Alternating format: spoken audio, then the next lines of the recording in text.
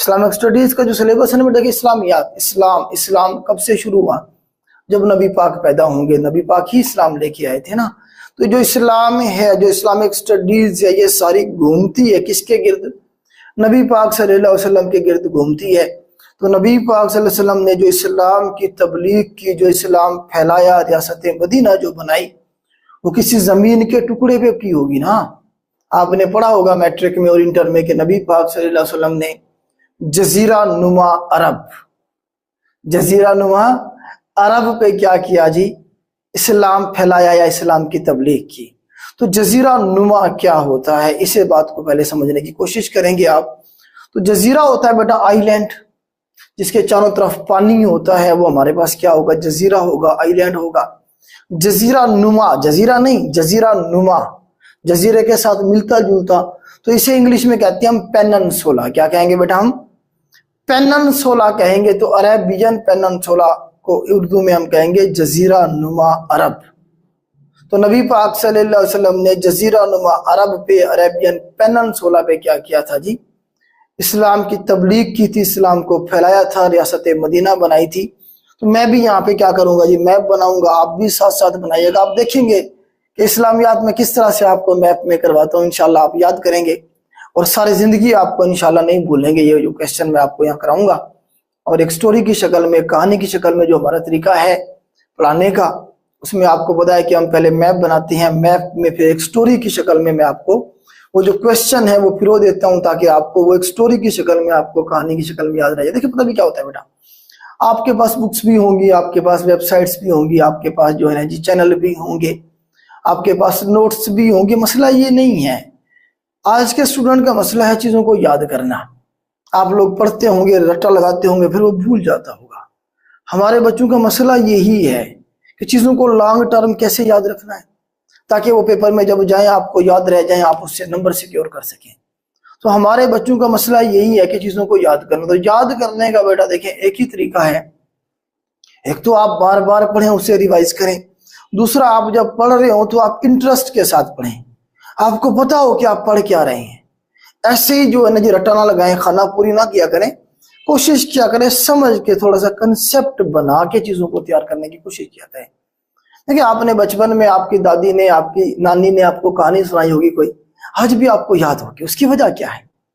उसकी वजह यह है कि जिस इंटरेस्ट के साथ आपने वो कहानी सुनी, उस इंटरेस्ट के साथ आज आप नहीं पढ़ रहे हैं। अगर उसी इंटरेस्ट के साथ आज अपना जो काम है, जो स्टडी है, वो करने लग जाए, तो आपको ये भी वैसी चीजें याद रहेंगी, भूलेंगी नहीं।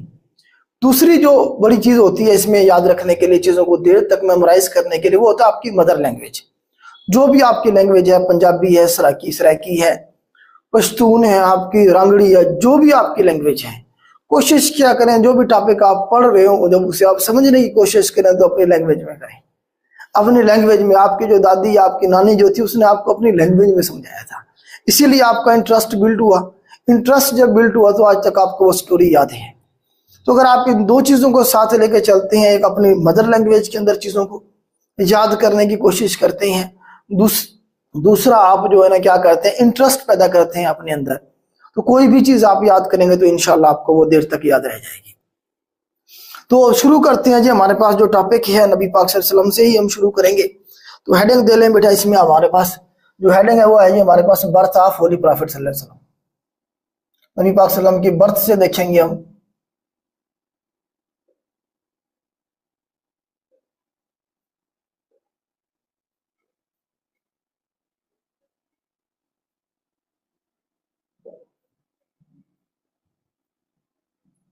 नबी पाक सल्लल्लाहु अलैहि वसल्लम की जो बर्थ है, यहाँ से हम अपनी बात को शुरू करेंगे। एक दफा मैं देख लेता हूं कि आपको जो बोर्ड है वो क्लियर नजर आ रहा है कि नहीं नजर आ रहा। उम्मीद करता हूं जो है ना जी आपको ये ठीक नजर आ रहा होगा। तो बेटा यहाँ से हम अपनी बात शुरू करेंगे। मैंने आपको कहा कि नबी पाक सल्लल्लाहु अलैहि वसल्लम ने कहाँ पे, जजीरा नुमा अरब पे, अरेबियन पेनिनसुला की जरा मैप बनाए। इस तरह से बेटा बनाइएगा, यहाँ से एक साइड से शुरू कीजिएगा। एक साइड से शुरू करेंगे बेटा, हमारे पास कुछ इस तरह की शेप बनेगी बेटा हमारे पास, जजीरा नुमा अरब, इसे जजीरा नुमा अरब कहेंगे बेटा। जजीरा नुमा अरब, अरेबियन पेनिनसुला, ये दुनिया का सबसे बड़ा पेनिनसुला है। ज्योग्राफी में हम देखेंगे दुनिया का ये सबसे बड़ा पेनिनसुला है। ये सवाल बनता है। अब इसमें आप देखें कि हमारे पास जब ये मैंने इसे पेनिनसुला कहा तो इसके 3 साइडों पे पानी होना चाहिए। पेनिनसुला के 3 साइडों पे पानी होता है, एक साइड पे खुश्की होती है। जजीरा जो होता है उसके चारों तरफ पानी होता है। तो यहाँ पे हमारे पास बेटा क्या है जी, पानी है, इधर भी हमारे पास पानी है और इधर भी हमारे पास क्या है बेटा, पानी। तो 3 साइडों पे पानी है, इधर हमारे पास खुश्की है। तो अरेबियन पेनिनसुला में यहाँ पे हमारे पास बेटा रेड सी है, यहाँ पे हमारे पास रेड सी होगा, यहाँ पे हमारे पास इंडियन ओशन होगा और यहाँ पे हमारे पास पर्शियन गल्फ होगा। पर्शियन गल्फ होगा, पर्शियन गल्फ होगा। तो 3 साइडों पे हमारे पास पानी है इसमें। तो इसमें आप ये देखें कि हमारे पास थोड़ा सा इसकी और हम क्या करते हैं, डिवीजन कर लेते हैं यहाँ से, जिस तरह से कर लें कि ये हमारे पास यमन है, क्योंकि हमारे काम आएगा। ये यमन के बारे में ही पढ़ेंगे हम। ये हमारे पास ओमान है और ये है जी हमारे पास मक्का मदीना, मक्का है और ये है जी हमारे पास मदीना। ये हमारे पास मक्का है और ये हमारे पास क्या है बेटा, मदीना। ये बनाएंगे, आप लोग बनाएंगे। मक्का है और ये हमारे पास मदीना है। मदीना का पुराना नाम था यसरब। यसरब का मतलब होता है बीमारियों का गढ़। मक्का का पुराना नाम था बक्का। बक्का, इन दोनों के दरमियान में जो फासला है वो 300 मील का है। ये भी सवाल बना है कि मक्का और मदीना के दरमियान में जो डिस्टेंस है, जो फासला है, वो कितने मील है जी? 300 मील है। 300 मील है। ये तकरीबन 480 किलोमीटर के करीब बनेगा ये, अगर किलोमीटर में कन्वर्ट करेंगे तो। इसे आपको पता है 1 mile is equal to 1.609 kilometre के बराबर होता है हमारे पास। 1 मील 1.6 किलोमीटर के बराबर होता है। तो इसे आप मल्टीप्लाई करेंगे तो आपके पास आंसर आ जाएगा। तो ये बेटा हमारे पास क्या है, मक्का है। मक्का का पुराना नाम क्या था? बक्का था, बक्का। और ये हमारे पास मदीना है। मदीना का पुराना नाम क्या था? यसरब था, यसरब। अब यहाँ पे हमारे पास बेटा मुल्क शाम है। आप देखेंगे कितने सारे सवाल यहाँ से इसी पेपर में जो भी हुए हैं पिछले वीक में, ये आपके क्या कहते हैं, इसी वीक में आपके मोटरवे के जो पेपर हुए, यहाँ से कितने सारे सवाल पूछे गए हैं। ये शाम है, शाम के ऊपर यहाँ हमारे पास यरूशलेम है। यहाँ हमारे पास बेटा क्या है? यरूशलेम है, बैतुल मुकद्दस है। यरूशलेम के ऊपर हमारे पास यहाँ पे क्या है? यरूशलेम में बैतुल मुकद्दस है, मस्जिद अक्सा है। फलस्तीन का एरिया, जिस दौर की हम बात करेंगे ना, उस दौर में यही मशहूर जो है ना जी सिटी हुआ करते थे, शहर हुआ करते थे। आजकल तो यहाँ और बहुत सारे मुल्क बन गए हैं। दरमियान में इराक भी बन गया है, यहाँ पे हमारे पास जॉर्डन भी बन गया है और शाम अलग हो गया है। नीचे हमारे पास कुवैत आ गया, यहाँ हमारे पास ईरान है। अब तो बहुत सारे मुल्क बन गए हैं। लेकिन जिस दौर की हम बात करेंगे, उस दौर में यहाँ पे हमारे पास यरूशलेम था, बैतुल मुकद्दस था, मस्जिद अक्सा जहाँ पे है। ये शाम की मार्केट हुआ करती थी। ये मदीना है और ये मक्का है और यहाँ पे यमन का इलाका था। तो अब जरा इस थोड़ी सी आपको स्टोरी समझ आ गई। यहाँ से हमारे पास किस तरह से जो है ना जी मैप है, मैप आप लोगों ने बना लिया होगा। मुझे एक बार बता दें बेटा, मैप आप लोगों ने बना लिया है? साथ साथ बनाया करें, मैप बनाया करें। इसीलिए बनाया करें कि इस तरह से चीजें आपको याद हो जाएंगी, इस तरह से आपको बहुत सारी चीजें याद हो जाएंगी। तो स्टोरी शुरू करेंगे। नबी पाक सल्लल्लाहु अलैहि वसल्लम की जो बर्थ होगी, उससे पहले थोड़ा सा हम नबी पाक सल्लल्लाहु अलैहि वसल्लम की जो अबाउ अजदाद हैं उसके बारे में थोड़ा सा हम जानेंगे, क्योंकि सवाल बनते हैं वहां से कि नबी पाक सल्लल्लाहु अलैहि वसल्लम कौन सी लड़ी में से थे। यहाँ से सवाल बनेंगे बहुत सारे। तो जरा थोड़ा सा हम देखते हैं नबी पाक का जो खानदान है उसका थोड़ा सा बैकग्राउंड देखते हैं। देखें, हम शुरू करते हैं अपनी बात बेटा कहाँ से? हम शुरू करते हैं जी अपनी बात को हजरत इब्राहिम से। थोड़ा सा ऐसे टच दे रहा हूं मैं आपको हजरत इब्राहिम का। हजरत इब्राहिम अलैहिस्सलाम आपको बताया कि वो यहाँ पे यरूशलेम में फलस्तीन में आबाद हुए थे। वैसे बेसिकली इराक में तशरीफ लाए थे, इराक से फिर हिजरत करके चले गए थे यरूशलेम बैतुल मुकद्दस में। तो बैतुल मुकद्दस में मौजूद थे यहाँ पे। तो यहाँ पे आप देखें कि इब्राहिम अलैहिस्सलाम की 2 शादियां थी, तो 2 बेटे हुए थे। एक का नाम हमारे पास इसहाक था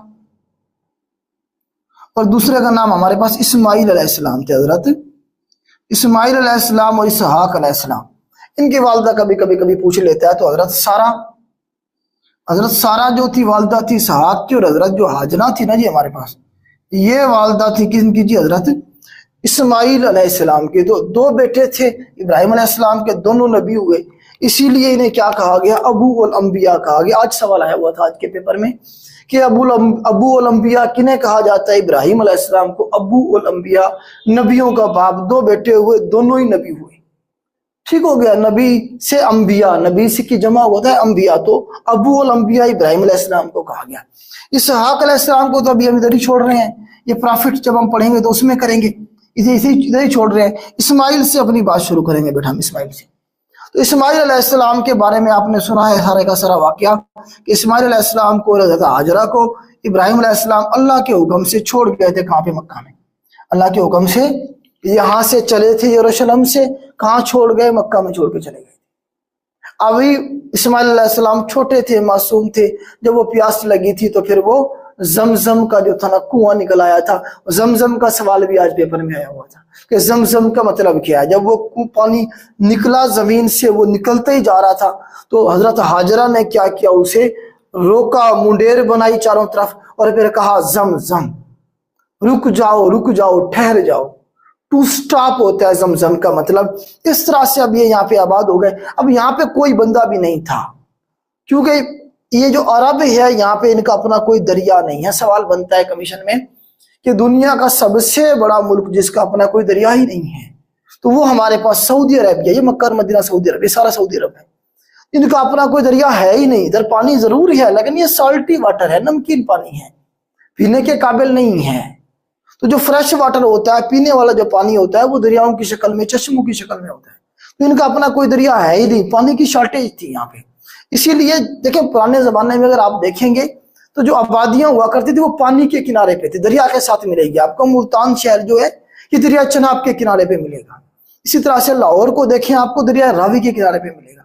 تو جو بڑے بڑے سٹی آباد ہوئے وہ کہیں سے نہ کسی دریا کے کنارے پہ آباد ہوئے، تو پانی ہوگا تو زندگی ہوگی نا۔ تو یہاں پہ کوئی بھی آباد نہیں تھا۔ اب حضرت ہاجرہ جب ادھر آئیں اور آ کے جب اسماعیل کے ساتھ ادھر رکی اور پانی نکل آیا تو پھر لوگ جب قافلے گزرا کرتے تھے تو وہ رک کے ادھر پانی پیتے۔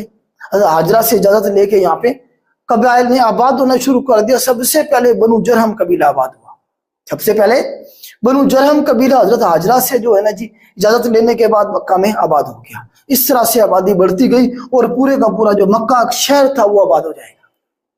تو اب یہ دیکھیں یہ جو عرب ہیں یہ سارے عرب ہیں، عرب کنٹریز کہلاتے ہیں۔ یہ جو عرب ہیں یہ سارے کے سارے کس کی نسل میں سے ہیں؟ حضرت ہاجرہ کی نسل سے ہیں یا پھر حضرت اسماعیل کی نسل سے؟ حضرت اسماعیل کی بھی یہیں پہ شادی ہو جائے گی اور اس طرح سے ان کے معاملات آگے چلیں گے۔ تو اسی لیے حضرت اسماعیل کو کہا جاتا ہے ابو العرب۔ یہ ٹائٹل بھی سوال آیا ہے پیپر میں، ابو العرب، عربوں کا باپ۔ یہ جو عرب ہے ان سب کا باپ کون ہے جی؟ حضرت اسماعیل علیہ السلام ہے جی، عربوں کے باپ کہلاتے ہیں۔ اور حضرت ہاجرہ کو کہا جاتا ہے ام العرب، ام العرب، عربوں کی ماں۔ دیکھیں اسماعیل کی ماں ہے تو عربوں کی بھی تو ماں ہوگی نا۔ تو اس طرح سے جو ہے نا جی یہ دونوں سوال بنے ہیں، ام العرب والا بھی اور ابو العرب والا بھی۔ اب یہ یہاں پہ رہ رہی ہیں، معاملات آگے چل پڑے ہیں۔ اب نبی پاک کی جو برتھ ہوگی وہ اسی لڑی میں سے ہوگی۔ نبی پاک جو ہیں وہ حضرت اسماعیل کی نسل میں سے تھے، حضرت اسحاق کی نسل میں سے بنی اسرائیل چلے گی جا کے، وہ ہم پھر کبھی ڈسکس کریں گے۔ ابھی ہم دیکھیں گے حضرت اسماعیل سے آگے بات چلیں گے۔ تو اسماعیل علیہ السلام کے بارے میں آتا ہے کہ ان کے جو ہے نا جی نسل میں سے یا ان کا ایک بیٹا تھا جس کا نام تھا کیدار۔ لکھیں ذرا کیدار، کیدار، یا بیٹا لکھ لیں، یا ان کی نسل میں سے ایک شخص تھا کیدار۔ کیدار سے سوال بنا ہے پیپر میں کہ نبی پاک صلی اللہ علیہ وسلم حضرت اسماعیل کی کون سے بیٹے میں سے تھے یا کون سی نسل میں سے؟ تو کیدار میں سے آگے چلیں گے۔ کیدار سے آگے چل کے ایک نام درمیان میں سے میں نام سکپ کر رہا ہوں کیونکہ کمیشن کے ایگزام میں ہم نے سارے نام نہیں یاد کرنے، ہم نے جو ہے نا جی اس کے اوپر پی ایچ ڈی نہیں کرنی، ہم نے کمیشن کے پوائنٹ آف ویو سے چیزوں کو دیکھنا ہے اتنی ہی لیول پہ جتنی کی ریکوائرمنٹ ہے ان کی۔ سمارٹ ورک یہی ہوتا ہے کہ جتنی ریکوائرمنٹ ہو کسی چیز کی آپ اتنا ہی اسے کریں، اتنا وزن نہ لاد لیں اپنے اوپر کہ آپ اسے لے کے چل ہی نہ سکیں، اپنی منزل تک آپ پہنچ ہی نہ پائیں۔ تو ہمارے پاس کیدار سے آگے چلیں گے تو عدنان، ایک شخص آگے جو ان کے نسل میں سے ایک شخص آئے گا، عدنان تھا جس کا نام۔ ان عربوں کو ہم عدنانی عرب بھی کہتے ہیں، ان سارے عربوں کو ہم کیا کہیں گے؟ عدنانی عرب بھی کہتے ہیں، کیونکہ یہ جو عدنان تھا یہ بھی اسماعیل علیہ السلام کی نسل میں سے ہی ایک شخص تھا۔ عدنان سے پھر بہت سارے نام میں سکپ کر دیتا ہوں، آگے چل کے جو نام آئے گا ہمارے پاس وہ फहर बिन मालिक का आएगा, फहर बिन मालिक का नाम आएगा जी हमारे पास, फहर बिन मालिक। ये नजर आ रहा है आपको नीचे से? फहर बिन मालिक तक हम पहुंच जाएंगे। तो फहर बिन मालिक का आपको पता है कि टाइटल था हमारे पास कुरैश। कुरैश किसका टाइटल था बेटा? फहर बिन मालिक का जो लकब था हमारे पास क्या था? वो कुरैश था। इसके बारे में बेटा सवाल बनता है कि कुरैश जो था ये किसका टाइटल था? कुरैश जो टाइटल था बेटा वो फहर बिन मालिक का था। नजर आ रहा है, मैं चेक किया मैंने। सवाल बनेगा कि कुरैश किसका लकब था जी? नबी पाक का कबीला कौन सा था? कबीला कुरैश था। तो फहर बिन मालिक जो दरमियान में से हमने बहुत सारे नाम छोड़ दिए हैं, आपको भी करने की जरूरत नहीं है। यहां तक आप लोगों को समझ आ गई, फहर बिन मालिक तक आप पहुंच गए। ये सारी चीजें हम इस्तेमाल करेंगे, ये अभी चीजें हमने यहाँ डिस्कस करनी है वन बाय वन। यहां तक मुझे बता दें, आप लोगों ने लिख लिया, इसे मैं रेज कर दूं? जी बेटा बता दें मुझे, फिर मैं शुरू करता हूं। यहां तक आपको मेरी बात समझ आ गई जो मैं समझाना चाह रहा हूं? जी बेटा बताइएगा। देखिए हमें एज ए मुस्लिम भी अपने नबी पाक सल्लल्लाहु अलैहि वसल्लम की जो जिंदगी है या उनका जो आबा व अजदाद है, जो खानदान है, हमें पता होना चाहिए। कमीशन के एग्जाम के लिए तो ये इंपॉर्टेंट है ही है ना। किसी भी एग्जाम में जाएंगे, सिंध में, बलूचिस्तान में, केपी में, ये इस्लामिक स्टडीज वही है। ये तब्दील नहीं होती कि हिंदुस्तान में कुछ और होगी, पाकिस्तान में कुछ और होगी, केपी के में कुछ और होगी, सिंध में कुछ और होगी। यही है बेटा। इसमें आपको स्टोरी की शक्ल में वो सारे एरियाज में कवर करा दूंगा इंशाल्लाह, जो किसी पेपर में पूछे जाते हैं। अभी अभी मैंने शुरू किया है, 2 से 3 सवाल मैंने आपको बता दिए यहाँ पे। इब्राहिम के बारे में, वो कंघी कौम की इन्वेंशन के बारे में मैं पूछा हुआ था सवाल कि जी कंघी जो थी किसने इन्वेंट की थी। खैर ये तो हम आगे चल के पढ़ेंगे। ठीक हो गया जी। इसहाक से फिर याकूब था, याकूब को बनी इसराइल उनका लकब था, इसराइल उनका लकब। मतलब इतने सारे सवाल है बेटा कमीशन में। हाँ जी, क्या रिस्पॉन्स है? ठीक है बेटा, यहां तक बना लिया आपने, इसे मैं रेस करता हूँ। चलो जी, फहर बिन मालिक से अपनी बात को मैं आगे लेके चलूंगा। फहर बिन मालिक से मैं अपनी बात को आगे लेके चलूंगा बेटा।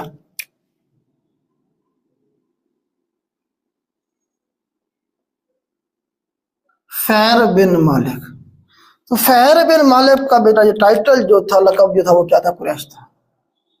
वो क्या था हमारे पास? कुरैश था। ये सवाल बनता है। फहर बिन मालिक से आगे चलेंगे तो हमारे पास आ जाएगा कौब। कौब आएगा बेटा। कौन आएगा जी? कौब का नाम याद रखेंगे आप। कौब, कौफ इंग्लिश में भी लिख देता हूं, कौफ, KAAB, कौब। कौब से फिर आगे चलेंगे तो मरआ, मरआ, मरआ, मरआ। तो कौब से बेटा याद रखिएगा हमारे पास चलेगा आगे चल के अदी। अदी से हजरत उमर फारूक, हजरत उमर फारूक रज़ी अल्लाह ताला अन्हु जो है ना जी, ये कहां से थे जी? इनका कबीला पूछता है, इनका कबीला कौन सा था जी? अदी था। एन से अदी और एन से हजरत उमर। तो उमर फारूक साहब का जो कबीला है वो कौन सा है जी? बनु अदी है। और सवाल ये पूछा गया है कि कहां पे जाके इनका सिलसिला नसब नबी पाक के साथ जाके मिलता है। तो कौब पे जाके इनका सिलसिला नसब नबी पाक के साथ मिला, क्योंकि यहीं से आगे लड़ी चलेगी तो नबी पाक की आगे चल के बर्थ होगी। ठीक हो गया जी, आपको क्लियर हो गया तो उमर फारूक रज़ी अल्लाह अन्हु के बारे में कि इनका जो कबीला है वो बनु अदी था। एन से उमर, एन से अदी, और इस तरह से इनका सिलसिला नसब नबी पाक के साथ कौब पे जाके मिलता है। उसके बाद मरआ है। मरआ से आप याद रखिएगा, यहां से मरआ से आगे चल के होगा एक बंदा तमीम। तमीम, तमीम जो है ये कबीला था किसका? हजरत अबू बकर सिद्दीक साहब का। हजरत अबू बकर सिद्दीक रज़ी अल्लाह ताला अन्हु जो है, इनका जो कबीला था वो कौन सा था बेटा? उनका तमीम था, बनु तमीम था।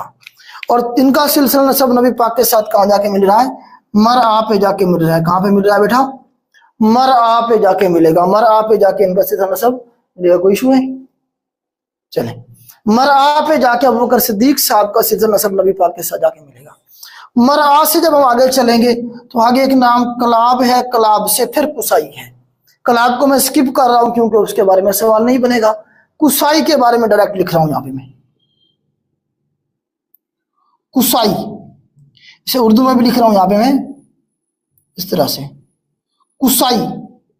तो कुसाई साहब जो थे, कुसाई बिन कलाब, تو قصائی صاحب کا نام یاد رکھنا ہے آپ نے. یہ نبی پاک کے خاندان میں پہلے شخص تھے جن کے پاس خانہ کعبہ کی چابیاں آئیں گی, جن کے پاس خانہ کعبہ کی چابیاں آئیں, جن کے پاس, جو کہ متولی تھے کس کے جی, خانہ کعبہ کے قصائی تھے. یہ سوال بنتا ہے کہ کون سا وہ شخص ہے نبی پاک کے خاندان میں جس کے پاس مکہ کی جو تھی چابیاں تھی, کنجیاں آئی خانہ کعبہ کی.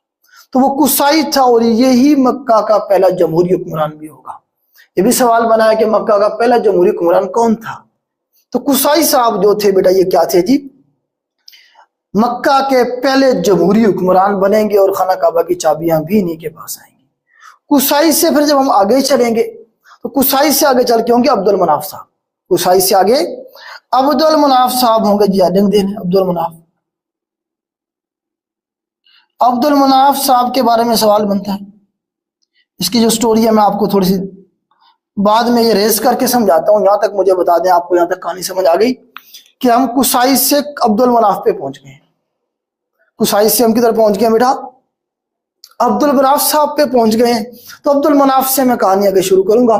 مجھے یہاں تک بتا دیں آپ کو سمجھ آ گئی, آپ لوگوں نے لکھ لیا جی بیٹا, بتائیے گا یہاں تک کلیئر ہو گیا ہے. چلیں اسے میں ریز کرتا ہوں. عبد المناف سے اب ہم تھوڑی سی اپنی کہانی کو آگے لے کے چلیں گے. بیٹا جب تک آپ کی بیس نہیں بنے گی, آپ کو سمجھ نہیں آئے گی آپ کے اپنے جو آبا و اجداد ہیں ان کے بارے میں, تب تک بیٹا کوئی فائدہ نہیں ہے. اس معاملے میں جو راجپوت ہے نا بیٹا, ان کا بڑا زبردست جو ہے نا جس چیز پہ گرپ ہوتی ہے, وہ یہاں سے شروع کریں گے نا, اپنے خاندان کا جو نسب ہے وہ انڈیا تک لے جائیں گے. وہ گام کون سا تھا اور وہ پتہ نہیں کہاں کہاں تک پہنچ جاتے ہیں. تو یہ جو سلسلہ ہے ہمارا ایز اے مسلم نبی پاک کا خاندان ہے. تو نبی پاک ہمارے سب کے جو ہے نا, آپ کو بتایا کہ سب سے زیادہ جس سے ہم محبت کرتے ہیں اپنی زندگی میں, وہ نبی پاک کی ہستی ہیں.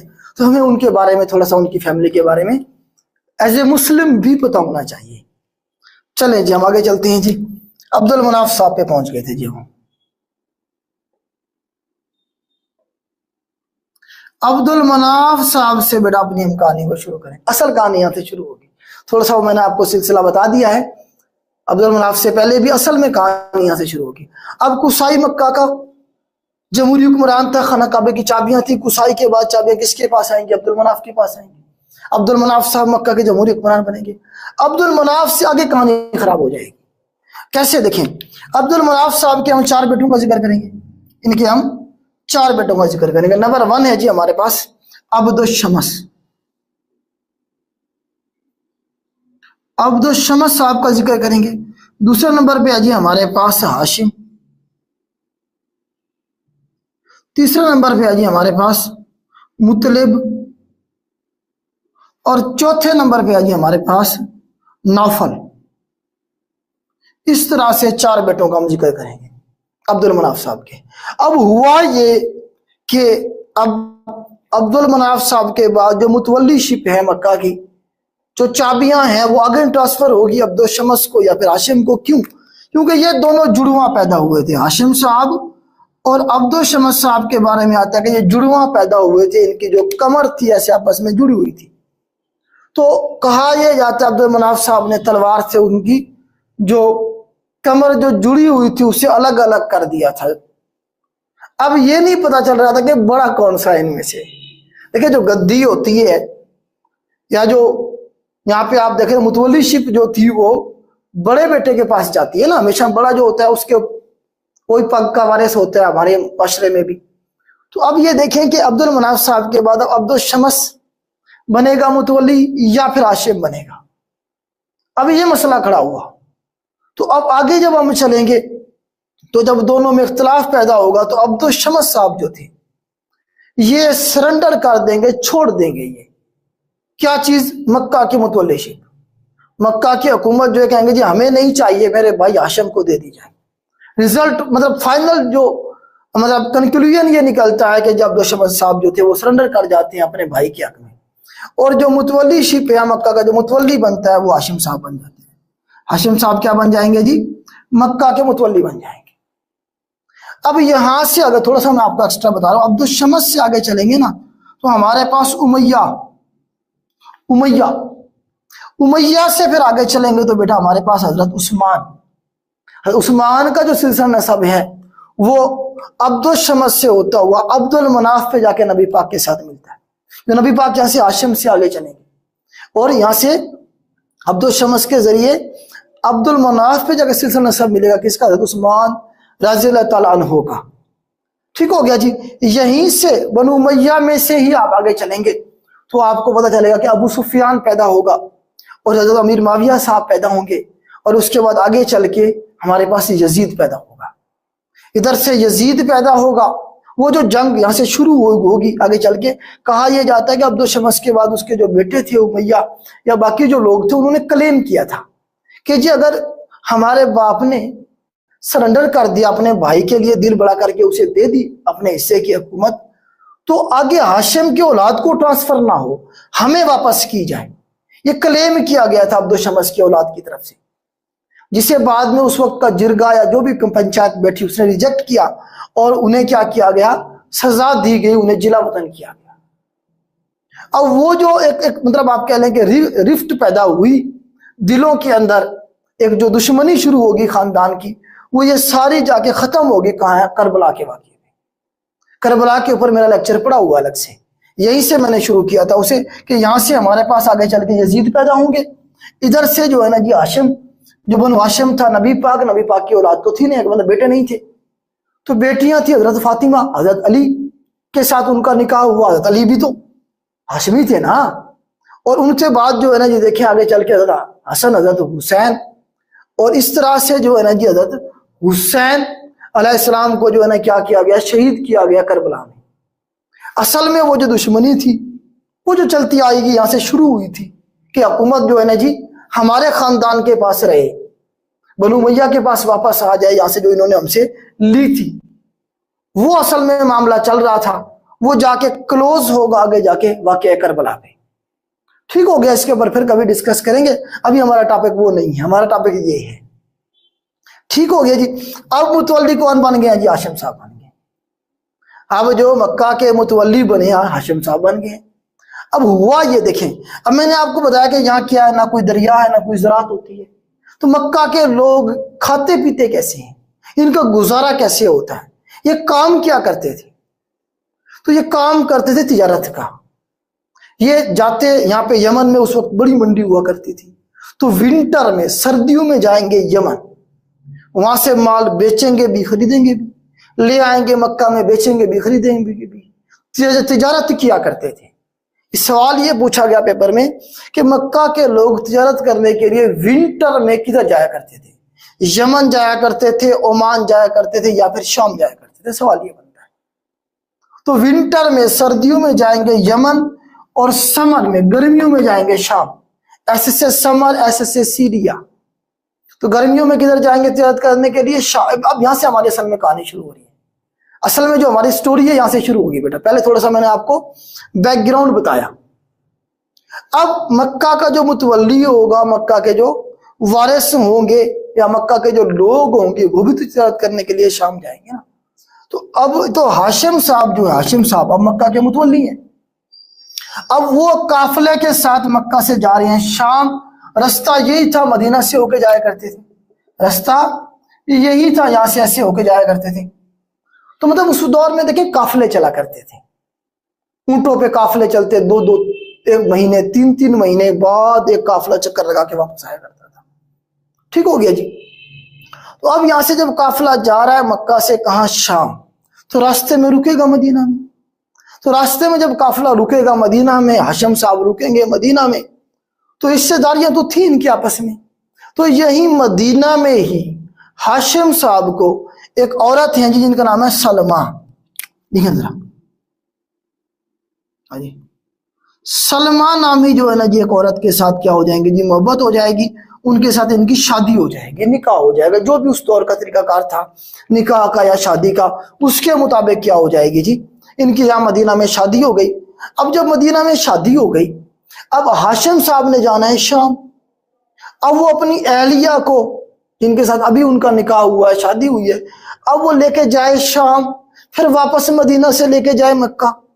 تو ان بیچاری کو اتنی تکلیف میں کیوں ڈالنا؟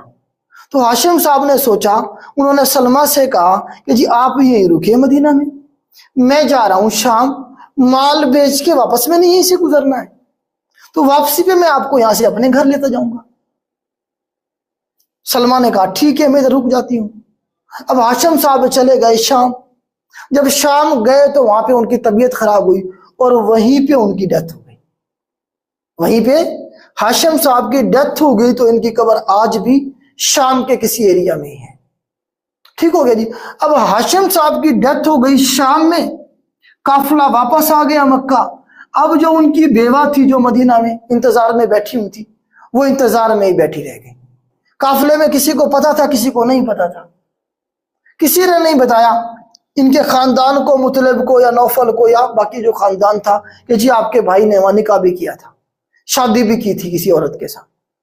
تو اس طرح سے وہ جو بات تھی وہ بھلا دی گئی، اور کتنے سال تک بھلا دی گئی؟ 8 سالوں تک۔ 8 سالوں تک جو سلمہ تھی وہ یہاں مدینہ میں رہی۔ 8 سال کے بعد جا کے مطلب صاحب کو کسی نے بتایا، کسے جی؟ مطلب صاحب کو، مطلب ہاشم کے جو بھائی تھے مطلب صاحب، انہیں بتایا گیا کہ جی آپ کے بھائی نے تو ادھر شادی کی تھی، ان کی بیوہ وہاں پہ موجود ہے۔ تو عربوں کے اندر تھوڑا سا یہ چیز تھی، غیرت نامی چیز آپ کہہ سکتے ہیں۔ تو انہوں نے کہا اچھا اگر ہمارے بھائی کی بیوہ وہاں پہ موجود ہے تو وہ ہماری عزت ہے، ہم اسے لے کے آئیں گے کہاں؟ مکہ۔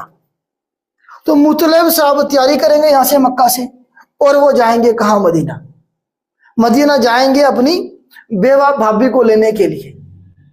تو جب یہ مطلب صاحب پہنچیں گے یا مدینہ اور وہاں جا کے سلمہ سے ملیں گے، تو اس وقت انہیں پتہ لگے گا کہ سلمہ اکیلی نہیں ہے، بلکہ ان کے ساتھ ایک چھوٹا بچہ بھی ہے بھورے بالوں والا، جس کا نام ہے شیبہ۔ جس کا نام کیا ہے؟ شیبہ ہے۔ شیبہ کا لفظی مطلب بھی بھورے بالوں والا ہے۔ ان کے جو بال تھے تھوڑے سے براؤن تھے، بھورے بال تھے، تو شیبہ اس کا نام تھا۔ مطلب ہاشم صاحب کا بیٹا شیبہ بھی تھا سلمہ کے ساتھ، تقریباً 7 سال اس کی ایج تھی۔ تو اس طرح سے مطلب صاحب اپنی بیوہ بھابھی اور اپنے بھتیجے کو لے کے پہنچ جائیں گے مکہ۔ اس طرح مطلب صاحب جو تھے، جو کہ ہاشم کے بھائی تھے، وہ اپنے بھتیجا، یہ بھتیجا ہو گیا نا، یہ ہاشم کا بیٹا ہے نا، یہ ہاشم کا بیٹا ہے، اور یہ سلمہ کیا؟ یہ ہاشم کی بیگم ہے، ان کی بیوہ ہے۔ تو ان دونوں کو لے آئے مکہ میں، اور یہ مکہ میں آ کے رہنے لگے۔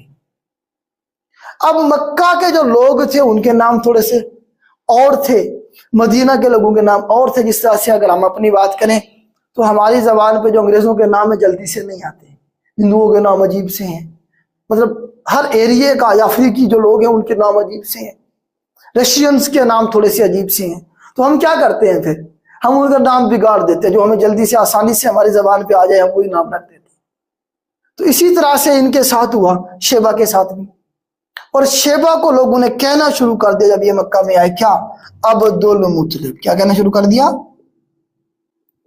عبد المطلب، اس کا مطلب مطلب کا بندہ۔ کچھ لوگوں نے یہ افواہ پھیلا دی کہ جی یہ تو مطلب کی بیگم تھی، مطلب نے شادی کی ہوئی تھی مکہ میں، اور یہ جو لڑکا ہے یہ مطلب کا ہے۔ بات ایسے پھیلتی چلی گئی۔ اب لوگوں نے شیبہ کا نام بھول گئے، کسی کو یاد نہیں ہے، سارے کس نام سے یاد کرتے ہیں جی؟ عبد المطلب صاحب۔ اب سوال کمیشن میں یہ بنا ہے کہ جی بتائیں عبد المطلب صاحب کا اصل نام کیا تھا؟ تو عبد المطلب صاحب کا اصل نام تھا شیبہ۔ پھر سوال پوچھا گیا شیبہ کا مطلب کیا ہے؟ شیبہ کا مطلب ہے بھورے بالوں والا۔ پھر پوچھا گیا جی عبد المطلب صاحب کے والد کا نام کیا ہے؟ اب اکثر لوگ کیا سمجھتے ہیں؟ عبد المطلب سے مطلب پہ پہنچ جاتے ہیں۔ کہ عبد المطلب صاحب مطلب کے بیٹے نہیں تھے، وہ ہاشم کے بیٹے تھے، عبد الہاشم تھے۔ یہ کون ہے جی؟ عبد الہاشم ہے۔ شیبہ کا نام اصل میں کیا ہونا چاہیے تھا؟ عبد الہاشم، لیکن اس کا نام کیا پڑا؟ عبد المطلب صاحب۔ اب ہاشم متولی تھا، ہاشم کے بعد جو ہے نا آگے چل کے کچھ عرصے کے لیے مطلب صاحب نے سنبھالا، پھر آگے چلے تو عبد المطلب صاحب متولی بنیں گے مکہ کے۔ اب متولی کون بنیں گے جی؟ عبد المطلب صاحب جب جوان ہو جائیں گے پھر ان کی شادی ہو جائے گی، شادی ایک سے زیادہ ہوں گی، فاطمہ نامی عورت کے ساتھ ان کی شادی ہوگی۔ ایک جو ان کی بیگم تھی اس کا نام فاطمہ بھی تھا، ایک سے زیادہ شادیاں تھیں ان کی عبد المطلب صاحب۔ تو ان کے بعد آگے چل کے عبد المطلب صاحب متولی بنیں گے مکہ کے۔ یہاں تک مجھے بتا دیں آپ کو کچھ سٹوری سمجھ آئی ہے کہ نہیں آئی؟ اسپیڈ میری تیز تو نہیں ہے، آیا کہ میں آپ کو جو کنسیپٹ ہے وہ سمجھا پا رہا ہوں؟ یا نہیں سمجھا پا رہا؟ مجھے یہ بتا دیں. جی بیٹا بتائیے گا.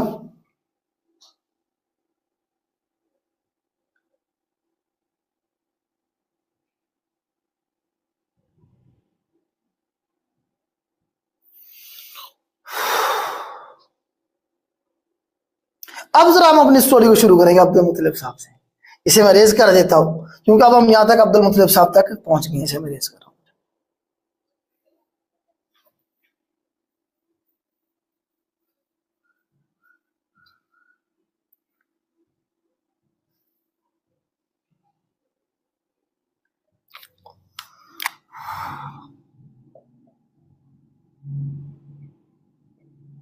جی عبد المطلب صاحب کی ایک سے زیادہ شادیاں تھیں اور ایک شادی تھی ان کی کن کے ساتھ؟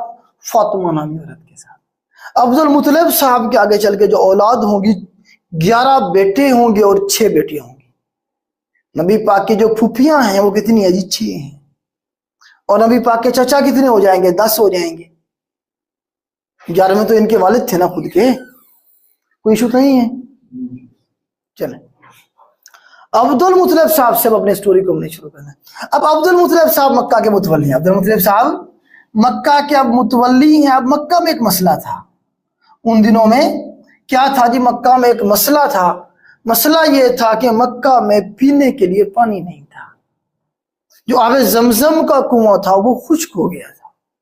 وقت کے ساتھ ساتھ دیکھیں جب بھی کوئی قوم اللہ تعالیٰ کے جو احکامات ہیں ان سے روگردانی کرتی ہے، ان سے منہ پھیر لیتی ہے، ان پہ عمل نہیں کرتی، جو اللہ کے اصول ہیں ان کو نہیں مانتی، تو اللہ پاک سب سے پہلے اس قوم سے اپنی جو نعمتیں ہیں وہ لے لیتا ہے. نعمتیں اٹھا لی جاتی ہیں، پھر ان کے اوپر دوسری قوموں کو مسلط کر دیا جاتا ہے. اب ہمیں ایک اچھی قیادت کی ضرورت ہے پاکستان میں.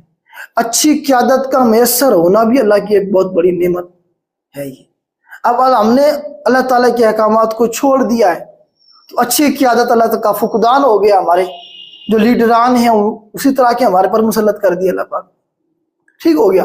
تو اس طرح سے جو ہے نا جی کیا ہوا جی، وقت کے ساتھ ساتھ اب یہ جو مکہ کے لوگ ہیں یہ بت پرستی پہ لگے ہوئے تھے سوائے نبی پاک کے خاندان کے. نبی پاک کا جو خاندان تھا وہ دین ابراہیمی پہ چل رہا تھا. ابھی بھی ابراہیم علیہ السلام کی لڑی ہے نا. تو باقی جو مکہ کے لوگ تھے یہ ساری بت پرستی کیا کرتے تھے. حبل ان کا سب سے بڑا بت تھا. اس کی بیگم کا نام تھا عزا. بت تھا وہ بھی مکہ والوں کا، قریش والوں کا بت. پوچھتا کون سا کس بت کی پوجا کیا؟ عزا تھی ان کے. پھر اس کے بچے 2 لات اور منات. تو 4 میجر ان کے بت تھے جن کی یہ پوجا کیا کرتے تھے. نبی پاک کا خاندان ابھی کیا کر رہا ہے جی؟ دین ابراہیمی پہ قائم. اچھا میں آپ کو بتا دوں کہ نعمتیں اٹھا لی جاتی ہیں. تو یہاں پانی بہت بڑی نعمت تھی. صحرا کے اندر پانی کا ہونا اتنی بڑی نعمت ہے جس کے بارے میں کوئی سوچ ہی نہیں سکتا. اب یہ سارا ڈیزرٹ ہے، یہاں پہ صحرا ہے. اب جب یہ مکہ کے جو لوگ تھے انہوں نے روگردانی کی، اللہ کے احکامات کو چھوڑا، تو پانی کا جو کنواں تھا وہ خشک ہو گیا. جب خشک ہو گیا، وقت گزرا، کئی 100 سال گزر گئے، تو وہاں پہ آپ کو پتا ہے مٹی چلی گئی یا مٹی ڈال دیتے ہیں ویسے بھی لوگ، کوئی بھی آپ کو اس طرح کی جگہ ملتی ہے. تو جو آب زمزم تھا اس کا نام و نشانی ختم ہو گیا.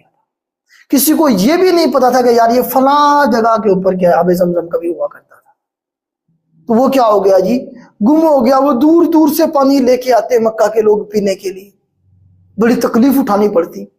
تو اس طرح سے پورے مکہ کے لوگوں کا یہ مسئلہ تھا.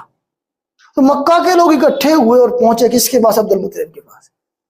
عبد المطلب صاحب سے کہا حضور آپ متولی ہیں ہمارے، آپ مکہ کے ہمارے حکمران ہیں، جمہوری حکمران ہیں، تو آپ ہی کچھ کریں. تو عبد المطلب صاحب ویسے بھی جو ہے نا جی انہیں بھی فیل ہو رہا تھا کہ جی بڑا مسئلہ ہے یہاں پہ لوگوں کو. کیونکہ دیکھیں کعبہ پہ طواف چلتا آ رہا تھا. اب جو طواف کرنے کے لیے آئیں گے لوگ دور دور سے، ان کے کھانے پینے کا بندوبست کون کرے گا؟ وہ جو متولی ہوگا، جو حکمران ہوگا جمہوری، وہی کرے گا نا. تو انہی کے خاندان کے اوپر تھا یہ ساری ذمہ داری. حضرت عباس کے بارے میں آتے کہ وہ دور دور سے پانی بھر کے لا کے ان کی جو زائرین آتے تھے یہاں پہ عمرے مطلب ہے کہ طواف کرنے کے لیے، ان کی ذمہ داری پانی پلانے کی ذمہ داری حضرت عباس کے ذمہ تھی. حضرت عباس جو تھے ان کے بیٹے آگے چل کے ہم دیکھیں گے. ٹھیک ہو گیا جی. تو اس طرح سے عبد المطلب صاحب نے اللہ پاک سے رجوع کیا، دعا کی اللہ پاک سے، تو اللہ پاک نے دعا قبول فرمائی. اور عبد المطلب صاحب کو خواب میں بتایا گیا کہ جی فلاں جگہ پہ آپ جائیں گے نا تو وہاں جا کے کھدائی کرے اور نیچے سے پانی نکل آئے گا۔ عبد المطلب صاحب نے اپنے بیٹوں کو بلایا، 11 بیٹوں کو، آ جاؤ جی، اس طرح سے خواب آیا ہے۔ اب خواب تو ایک ہمارے دادا ابراہیم کو بھی آیا تھا، جس میں وہ اسماعیل کو قربان، انہی کی اسماعیل کی نسل میں سے ہے نا، تو انہوں نے کہا جی خواب تو ابراہیم ہمارے ابا حضور دادا ابراہیم کو بھی آیا تھا، اور انہوں نے کیا کیا تھا، اپنا بیٹا قربانی کے لیے پیش کر دیا تھا۔ تو ہم بھی ایسے کرتے ہیں، ہم کھدائی ضرور کرتے ہیں وہاں جا کے، لیکن اس سے پہلے ہم اپنے آپ سے وعدہ کرتے ہیں، اپنے اللہ سے وعدہ کرتے ہیں۔ عبد المطلب صاحب نے کہا کہ اگر ہمارا یہ خواب سچ ہوا، ہمارا یہ جو مسئلہ ہے یہ حل ہو گیا، تو میں اپنے 11 بیٹوں میں سے ایک بیٹا اپنے بابا ابراہیم کی طرح تیری راہ میں قربان کر دوں گا۔ اس طرح سے انہوں نے اللہ پاک سے وعدہ کیا، اور اس کے بعد اس جگہ پہ جو جگہ بتائی گئی تھی وہاں جا کے کھدائی شروع کر دی۔ اب ایک خاص گہرائی پہ جا کے جب پہنچے تو وہاں سے پانی نکل آیا، وہی آب زمزم کا جو کنواں تھا اسے دوبارہ سے زندہ کیا جا رہا ہے، اور پانی نکل آیا۔ خوشیاں مکہ والوں کا اتنا بڑا مسئلہ کر دیا عبد المطلب صاحب نے۔ عبد المطلب صاحب کو جو رسپیکٹ تھی، جو عزت تھی مکہ والوں کی نظر میں، اور بھی زیادہ بڑھ گئی۔ اب خوشی میں ہوتا کیا ہے؟ خوشی میں یہ ہوتا ہے جب انسان خوش ہوتا ہے نا تو اپنے وہ وعدے وعید جو لوگوں سے کرتا ہے یا کسی سے بھی کرتا ہے وہ بھول جاتا ہے۔ اسی طرح سے عبد المطلب صاحب نے بھی جو وعدہ کیا تھا اللہ پاک سے کہ میں ایک بیٹا قربان کروں گا، وہ بھول جاتے ہیں اس بات کو۔ پھر عبد المطلب صاحب کو یاد دہانی کروائی جاتی ہے کہ اے عبد المطلب صاحب، ہم نے اپنا وعدہ پورا کر دیا ہے، آپ اپنا وعدہ پورا کریں۔ تو عبد المطلب صاحب پھر 11 بیٹوں کو بلائیں گے اور کہیں گے آ جاؤ جی، وعدہ پورے کرنے کا ٹائم آ گیا ہے۔ بیٹے بھی ماشاءاللہ ایسے فرما بردار، انہوں نے کہا جی ابا حضور حکم کریں۔ اب 11 بیٹے ہیں، 11 میں سے کسے قربان کیا جائے، یہ سوال کھڑا ہوا۔ اب قرآن اندازی کی گئی اس دور میں، جو بھی طریقہ کار تھا قرآن نکالنے کا، فال نکالنے کا، کہ جی کس کی باری آئے گی۔ تو جب قرآن نکالا گیا تو باری آئی کس کی جی؟ حضرت عبداللہ کی۔ حضرت عبداللہ رضی اللہ تعالیٰ عنہ کی باری آئی، ان کے نام کا قرآن نکلا۔ عبداللہ صاحب اب سب سے چھوٹے تھے، معصوم بھی تھے، پیارے بھی تھے، باپ کو بھی پیارے ہیں، بھائیوں کو بھی پیارے ہیں، تو سارے اداس ہو گئے۔ ابا حضور سے ریکویسٹ کی کہ ابا حضور عبداللہ کو چھوڑ دیں، ہم میں سے کسی کو قربان کر دیں۔ آگے بھی عبد المطلب صاحب تو کیسے کر دوں، جب پورا ان کے نام نکلا ہے تو پھر باقیوں میں سے مطلب کیسے کیا جائے قربان۔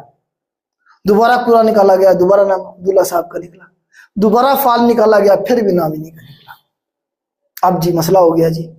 اب اس دور میں جو لوگ دین ابراہیمی پہ تھے، جو پڑھے لکھے لوگ تھے، انہوں نے مشورہ دیا، انہوں نے کہا عبد المطلب صاحب ایک بات بتایا ہمیں، کیا ہمارے دادا ابراہیم نے اسماعیل کو ذبح کر دیا تھا؟ تو جواب آیا نہیں۔ پھر کیا کیا تھا؟ انہوں نے دمبا ذبح کیا تھا، جو کہ اللہ پاک نے جنت سے بھیجا تھا۔ تو آپ بھی ایسے کریں، ایک سائیڈ پہ عبداللہ صاحب کو رکھیں اور دوسری سائیڈ پہ 10 اونٹوں کو رکھیں۔ کیا کریں جی؟ ایک سائیڈ پہ عبداللہ صاحب کو رکھیں اور دوسری طرف کیا کریں جی؟ 10 اونٹ رکھیں، دوبارہ سے فال نکالیں، اور اگر نام آ جائے اونٹ کا تو ذبح کر دینا، اگر نام آ جائے عبداللہ کا دوبارہ سے تو پھر اونٹ 10 کے بجائے 20 کر دینا، پھر دوبارہ سے کرنا، پھر بھی اگر نام عبداللہ کا نکل آئے پھر اونٹ 30 کر دینا۔ اس طرح سے جو ہے نا جی قرآن نکالتے جائیں اس وقت تک جب تک کہ عبداللہ کی جان بخشی نہ ہو جائے اور اونٹوں کی باری نہ آ جائے۔ تو مشورہ اچھا لگا، اسی طرح سے کیا گیا۔ ایک سائیڈ پہ 10 اونٹ تھے، دوسری طرف عبداللہ صاحب تھے، تو نام پھر کن کا نکلا؟ عبداللہ صاحب کا نکلا۔ ادھر سے اونٹ بڑھا دیے گئے، 10 کے بجائے 20 ہو گئے، پھر 30 ہو گئے، پھر 40 ہوئے، پھر 50 ہوئے، پھر 60 ہوں گے، پھر 70 ہوں گے، پھر 80، پھر 90، پھر 100۔ آخرکار بات پہنچے گی 100 اونٹ پہ جا کے۔ کہاں بات پہنچی؟ 100 اونٹ پہ بات پہنچ جائے گی۔ جب 100 اونٹ ہوں گے اور دوسری طرف عبداللہ صاحب ہوں گے تو اب جا کے کیا ہوگا جی، پورا نکلے گا 100 اونٹ کے بارے میں. اب جو ہے نا جو فال نکلا وہ 100 اونٹ کے بارے میں نکلا. اور پھر عبد المطلب صاحب نے کہا کہ نہیں یار، ہم نے 10 بار قرآن اندازی کی ہے، پرابیبلٹی ہوتی ہے ایک بار تو نام آ ہی جاتا ہے، ہم دوبارہ سے کرتے ہیں. دوبارہ فال نکالا، پھر بھی 100 اونٹ نکلے. پھر تیسری دفعہ نکالا، پھر 100 اونٹ نکلے.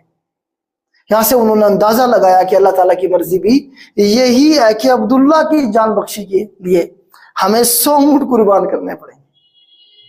تو اس طرح سے عبداللہ صاحب کی جان بخشی ہوئی اور 100 اونٹ ذبح کر دیے گئے.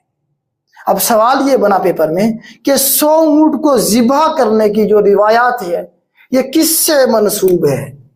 تو یہ عبد المطلب صاحب سے منسوب ہے. نبی پاک اپنی زندگی میں کہا کرتے تھے کہ میں 2 ذبیحوں میں سے ہوں. ایک اسماعیل علیہ السلام کے جب گلے میں چھری چل رہی تھی، اسی نسل سے ہیں نا نبی پاک، اسماعیل کی نسل سے ہیں. اس وقت بچے. اب عبداللہ صاحب کے گلے میں چھری چلنے والے تھے تو یہاں سے بھی بچے. ٹھیک ہو گیا جی. اب اس طرح سے معاملہ حل ہو گیا، 100 اونٹ ذبح کر دیے گئے. اب آگے چل کے ہم دیکھیں گے کہ عبداللہ صاحب کی شادی ہوگی. عبداللہ صاحب کی شادی ہوگی اور اس کے بعد یہاں سے یمن سے ایک حکمران بیٹھا ہوا تھا اس دور میں، جس کی جو روزی روٹی ہے، جو دال روٹی ہے، وہ بند ہو گئی مکہ میں پانی نکلنے کی وجہ سے. پھر وہ یہاں سے ایک آرمی لے کے آئے گا اور مکہ پہ حملہ کرے گا. اس کے بارے میں ذرا ہم دیکھیں گے. اسے میں ریز کرتا ہوں.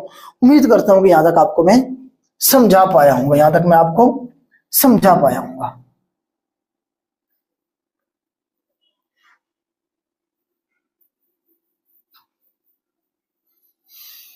اب دیکھیں جی، اب جو ہے جی ہم ذرا حضرت عبداللہ کی جو ہے نا جی شادی کروا دیتے ہیں. حضرت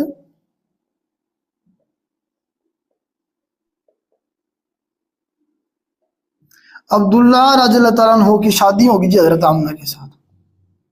حضرت آمنہ رضی اللہ تعالیٰ عنہ کے ساتھ. یہ بھی مدینہ سے تھی، یہ بھی مدینہ سے. ان کا حضرت آمنہ کا تعلق کس سے تھا جی؟ مدینہ سے تھا. پھر یہاں سے 2-3 سوال بنیں گے.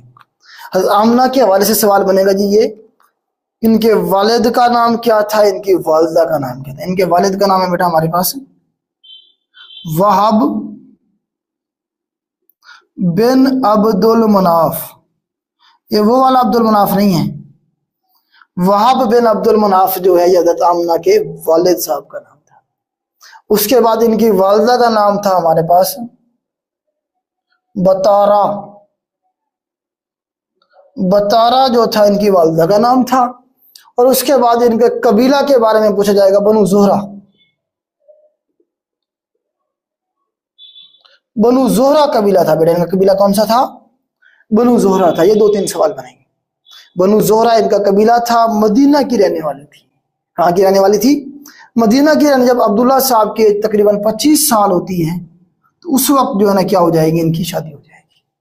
عبداللہ صاحب کے بارے میں اگر میں پوچھوں کہ ان کے والد کا نام کیا تھا تو آپ میں سے کوئی بتا پائے گا کہ ان کے والد صاحب کا نام کیا تھا جی؟ عبد المطلب تو تھا ہی تھا. اگر وہ اصل نام پوچھے پھر شیبہ کہیں گے. شیبہ. عبد المطلب صاحب کا اصل نام کیا تھا؟ شیبہ تھا. پھر سوال پوچھتا ہے عبداللہ صاحب کے دادا کا کیا نام تھا؟ پھر بتائے گا مجھے آپ میں سے؟ نبی پاک کے پردادا جو تھے ان کا نام پوچھتا ہے وہ آپ سے. تو وہ ہاشم تھا، مطلب نہیں تھا. مطلب نہیں تھا. عبد المطلب سے لوگ مطلب کی طرف سے سکپ کر جاتے ہیں. تو وہ ہاشم صاحب تھے. وہاں سے نسل چلی تھی نا. ہاشم کس کے بیٹے تھے جی؟ عبد المناف کے. اس طرح سے چلیں گے. ٹھیک ہو گیا. جس طرح سے عبداللہ صاحب کے والدہ کا نام فاطمہ تھا. میں نے بتایا تھا آپ کو کہ عبد المطلب صاحب جو تھے ان کی 1 سے زیادہ شادیاں تھیں. ان میں سے جو ایک شادی تھی وہ حضرت فاطمہ کے ساتھ تھی. حضرت فاطمہ میں سے عبداللہ صاحب تھے. عبداللہ صاحب کے جو سگے بھائی تھے نا، یہ 3 سگے بھائی تھے. ایک حضرت ابو طالب صاحب تھے جی جو حضرت علی کے والد ہیں. دوسرا حضرت زبیر. حضرت زبیر یہ 3 سگے بھائی تھے. مطلب یہ حضرت فاطمہ میں سے تھے. ابو طالب صاحب، حضرت زبیر اور حضرت عبداللہ صاحب یہ تینوں سگے بھائی تھے. ایک ہی والدہ سے تھے. باقی جو تھے حضرت عباس تھے، حضرت حمزہ تھے. یہ سارے کے سارے دوسری والدہ میں سے تھے. 1 سے زیادہ شادیاں تھیں نا ان کی. تو اس طرح سے جو ہے نا جی کیا ہو جائے گا جی، ان کی شادیاں ہو گئی اور اس کے بعد یہ مکہ میں رہ رہے ہیں. اب جب یہاں پانی نکل آئے گا نا اس وقت یہاں تکلیف ہوگی. یمن میں نے آپ کو بتایا بہت بڑی مارکیٹ تھی.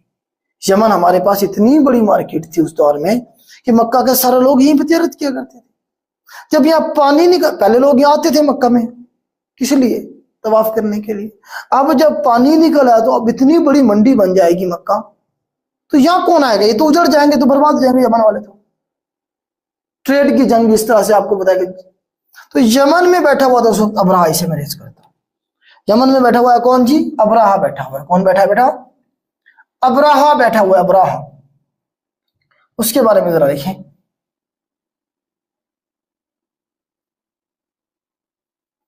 یمن میں کون بیٹھا ہوا ہے بیٹا؟ ابراہ بیٹھا ہوا ہے. لکھیں ذرا. ابراہ جو تھا اس وقت یمن کا حکمران تھا. ابراہ نے کہا جاتا ہے پہلے کوشش کی ہے یمن میں خانہ کعبہ نما ایک بلڈنگ بنا دی اور لوگوں سے کہا کہ یہیں طواف کرو. اب لوگوں نے کہا ماننا تھا تو فلاپ ہوا. اس کے بعد اس نے آرمی لی. کتنی آرمی لی؟ یہ سوال بنا کے بارے میں کہ کتنی آرمی لے کے گیا تھا؟ 60,000 کی آرمی. 60,000 کی آرمی لے کے یہ پہنچ جاتا ہے مکہ. اور اس کا پلان یہ ہوتا ہے کہ مکہ کو یہ کیا کرے گا؟ برباد کر دے گا، گرا دے گا. خانہ کعبہ کو بھی گرا دے گا، مکہ شہر کو ہی برباد کر دوں گا. اس پلان کے ساتھ یہ جاتا ہے آرمی لے کے. کہاں؟ مکہ میں. سال کون سا تھا یہ سال تھا بیٹا 570 اے ڈی. 570 اے ڈی کا سال تھا. اسے ہم کیا کہتے ہیں؟ ایئر آف ایلیفینٹ کہیں گے. لکھیں ذرا. ایئر آف ایلیفینٹ، ہاتھیوں کا سال. ہاتھیوں کا سال ایئر آف ایلیفینٹ جو ہے بیٹا کون سا ہے؟ 570 اے ڈی ہے. 570 اے ڈی جو ہے یہ ہمارے پاس کیا کہلائے گا؟ ایئر آف ایلیفینٹ کہلائے گا، ہاتھیوں کا سال کہلائے گا. ٹھیک ہو گیا جی. اب اس میں یہ دیکھیں کہ 570 میں یہ کا یہ واقعہ ہے اور یہاں سے یہ جائے گا. اس کے پاس نا ہاتھیوں کا لشکر تھا، اسی لیے ایئر آف ایلیفینٹ کہا گیا. اس کے پاس جو آرمی تھی اس میں ہاتھی شامل تھے، جبکہ عربوں نے جو تھے نا ہاتھی دیکھے نہیں تھے اس سے پہلے، کیونکہ یہ جو ہاتھی ہے وہ عرب کا جانور نہیں ہے. یہ ساؤتھ ایشیا میں تو پایا جاتا ہے، افریقہ میں تو پایا جاتا ہے، لیکن عرب میں تو صرف میکسیمم گھوڑا ہوتا ہے بس. صحرا میں ہاتھی کیسے رہ سکتے ہیں؟ وہاں اونٹ سروائیو کرتا ہے یا پھر گھوڑے، بڑی مشکل سے. خیر جی، اس طرح سے یہ ہاتھیوں کی فوج لے کے پہنچ گیا مکہ میں حملہ کرنے کے لیے. کتنی آرمی تھی اس کے پاس؟ 60,000 کی آرمی تھی. سال کون سا ہے؟ 570 ہے. ٹھیک ہو گیا. اب یہ گیا اپنی آرمی لے کے. اس نے کیا کیا جی؟ پڑاؤ ڈال دیا مکہ کے باہر اور اس نے حملہ کرنا تھا صبح اگلے دن. اب جو ہے نا جی مکہ کے متولی کون ہے؟ مکہ کے متولی کون ہے اس وقت؟ عبد المطلب صاحب ہے. تو عبد المطلب صاحب کو اس کے مقابلے پہ جانا چاہیے تھا لڑنے کے لیے، اپنے مکہ کو بچانے کے لیے. اور یہ بھی یہی امید کر رہا تھا ابراہ کہ میرے سامنے آئے گا یا تو سرنڈر کریں گے مکہ والے عبد المطلب صاحب، یا مجھے چڑھاوے پیش کریں گے، مجھے لالچ دیں گے، جتنے پیسے ہم آپ کو دیں گے ہر سال، آپ مہربانی کریں حملہ نہ کریں. وہ یہ امید لگا رہا تھا. لیکن عبد المطلب صاحب جو تھے وہ اس طرح کچھ بھی نہیں کرتے. دیکھیں جب ابراہ اپنا لشکر لے کے ادھر پہنچے گا نا، وہ کہا یہ جاتا ہے تقریباً 300 کے قریب اونٹ تھے عبد المطلب صاحب کے جو چل رہے تھے مکہ کے باہر. اس نے جا کے انہیں پکڑ لیا تاکہ جو آرمی آئی ہے اس کے کھانے پینے کا انتظام بھی تو کرنا تھا نا، انہی سے پھر وصول کیا جانا تھا. تو اس طرح سے کہا جاتا ہے 300 کے قریب جو اونٹ تھے وہ ابراہ نے پکڑ لی عبد المطلب صاحب کے. اب عبد المطلب صاحب پہنچ گئے شام کو کہ جی آپ نے میرے اونٹ پکڑے ہیں. ابراہ دیکھتا ہے، کہتا ہے یار یہ عجیب آدمی ہے، میں اس کا مکہ گرانے آیا ہوں، یہ مکہ کا حکمران ہے، میں ان کے ساتھ جنگ کرنے آیا ہوں اور انہیں اپنے اونٹوں کی پڑی ہوئی ہے. عبد المطلب صاحب نے جا کے اپنی ڈیمانڈ کی نا کہ بھائی آپ میرے اونٹ واپس کرو، آپ نے کیوں پکڑے؟ تو ایک دفعہ تو حیران ہوا کہ یار یہ عجیب لوگ ہیں. تو اس وقت عبد المطلب صاحب نے جو جواب دیا نا وہ سنائی حروف میں لکھا گیا. تو عبد المطلب صاحب نے کہا کہ اے ابراہ، یہ جو اونٹ ہیں یہ میرے ہیں، اس کا مالک میں ہوں، اسی لیے مجھے ان کی فکر ہے، میں آیا ہوں آپ سے لینے کے لیے. جو مکہ ہے، جو کعبہ ہے، یہ اللہ کا گھر ہے، اس کا مالک اللہ ہے، تو اللہ کو ہی اس کی فکر ہونی چاہیے. مجھے میرے اونٹ واپس کرو، میں جا رہا ہوں. کہا یہ جاتا ہے کہ ابراہ نے اونٹ واپس کر دیے. عبد المطلب صاحب اپنے اونٹ لے کے، اپنے لوگوں کو لے کے انہوں نے مکہ خالی کر دیا. اور ادھر کچھ پہاڑی علاقہ تھا، ادھر ادھر چلے گئے، سائڈ پہ چلے گئے، مکہ کو خالی کر دیا. اب صبح کیا کرنا ہے؟ ابراہ نے یہاں پہ حملہ کرنا. صبح ابراہ نے حملہ کرنا اور مکہ کو گرانا ہے. جب صبح ہوئی اور وہ لشکر لے کے چلا مکہ پہ حملہ کرنے کے لیے، تو اس وقت پھر مکہ کا جو والی تھا، مکہ کا جو مالک تھا، اس نے پھر اپنی فوج بھیجی. کیا بھیجی؟ ابابیل بھیجی. ابابیل بھیجی. سورہ فیل میں اللہ پاک نے یہ سارا واقعہ بتایا ہے. اللہ پاک نے چھوٹی چھوٹی چڑیائیں بھیجی جن کے پاس 3 پتھر تھے، 2 ان کے پنجوں میں، 1 ان کی چونچ میں. وہ چھوٹا سا پرندہ ہے ابابیل، چڑیا نما. وہ کیا کرتی؟ اوپر سے آ کے ایسے پتھر گراتی، اور وہ پتھر اتنے زور سے لگتے ہاتھیوں کو، ہاتھیوں کے پیٹھ پہ ہاتھی بدک جاتے تھے ایسے. جب وہ بدکنا شروع ہوئے ہاتھی، تو انہوں نے اپنی فوج کے جو سوار تھے انہیں گرا دیا، اور اپنی فوج کو کیا کر دیا؟ رگڑ دیا. اس طرح سے ابراہ بھی ایک ہاتھی کے پاؤں کے نیچے آ کے مارا گیا، اور بری طرح سے جو ہے نا جی برباد ہوئے. یہ مکہ کا جو مالک تھا، جو والی تھا، اس نے مکہ کی حفاظت کی. اس طرح سے جو ہے نا ابراہ کی جو لشکر تھا وہ برباد ہوا، ابراہ بھی مارا گیا. اب اس واقعے کے کروانے میں مصلحت کیا تھی اللہ پاک کی؟ اس چیز کو سمجھنے کی کوشش کریں. یہاں لا کے انہیں برباد کیوں کرایا گیا؟ وجہ یہ تھی کہ اس دور میں یہاں 2 بڑی امپائر موجود تھی. یہاں پہ پرشین امپائر تھی، اتنی بڑی امپائر جس کے بارے میں کوئی سوچ بھی نہیں سکتا تھا، اور کئی 100 سال سے موجود تھی. مجوسیوں کی حکومت. ہر کا اس میں وہ کسرا کے، کیسر و کسرا کے بارے میں آپ نے، کسرا کی حکومت تھی، ایران کی حکومت. کیسر حکومت تھی روم یا رومن امپائر موجود تھا، بہت بڑی. شام تک رومن امپائر تھا. یہاں پہ پرشین امپائر جسے ہم کسرا کہتے ہیں، یہ کیسر روم، بڑی بڑی حکومتیں موجود تھی. اصل میں اس واقعے کے ظہور پذیر ہونے کے پیچھے جو مصلحت تھی اللہ پاک کی، جو ہمیں سمجھ آتی ہے، وہ یہ کہ اللہ پاک نے ان دونوں طاقتوں کو میسج، ایک کو تو برباد کر دیا، باقی جو 2 تھے انہیں میسج دیا کہ یہاں میرے محبوب کی پیدائش ہونے جا رہی ہے، ادھر دیکھنا بھی نہیں ورنہ ابراہ جیسا حال ہوگا. یہ میسج کنوے کرنا تھا ان طاقتوں کو، کیونکہ آگے چل کے نبی پاک کی پیدائش ہوگی نا. تو اس طرح سے یہ واقعہ ہو گیا.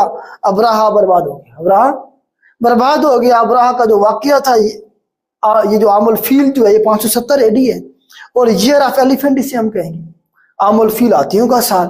اور اس کے ٹھیک، اس واقعے کے ٹھیک 55 دنوں کے بعد، اس واقعے کے ٹھیک 55، یہ سوال آیا پیپر میں کہ کتنے دنوں کے، عام الفیل کے کتنے دنوں کے بعد نبی پاک کی برتھ ہوئی. تو ٹھیک 55 ڈیز کے بعد نبی پاک کی برتھ ہوئی. اس واقعے کے، عام الفیل کے ٹھیک 55 دنوں کے بعد نبی پاک کی برتھ ہوگی. یہاں تک مجھے بتا دیں، آپ کو کلیئر ہو گیا کہاں پہ نبی پاک تشریف لا رہے ہیں؟ مکہ میں. یہاں تک آپ کو سمجھ آ گئی میری بات؟ ریز کر دوں اسے. اب ذرا دیکھیں گے کہ نبی پاک صلی اللہ علیہ وسلم جب پیدا ہوئے تو ان کے والد صاحب اس دنیا میں نہیں تھے، وہ فوت ہو چکے تھے. عبداللہ صاحب اس دنیا سے جا چکے تھے. یہ تھوڑا سا ہم ذرا دیکھیں گے، اور پھر نبی پاک صلی اللہ علیہ وسلم کی پیدائش کے بارے میں دیکھیں گے، اور اس کے بعد آگے چلیں گے. یہاں تک مجھے بتا دیں، یہاں تک بیٹا ہو گیا کلیئر؟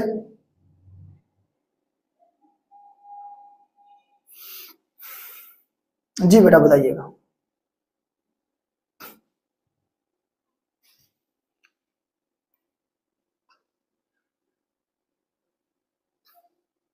جی بیٹا بتائیے گا، یہاں تک ہو گیا کلیئر؟ یہ وہ سارے کویشچن ہیں بیٹا جو کسی نہ کسی پیپر میں پوچھے گئے ہیں. اپنی طرف سے میں کچھ بھی نہیں کروا رہا ہوں آپ کو. سارے وہ جو کویشچن ایک سٹوری کی شکل میں کروانے کی کوشش کر رہا ہوں تاکہ آپ کو یہ دیر تک یاد رہے.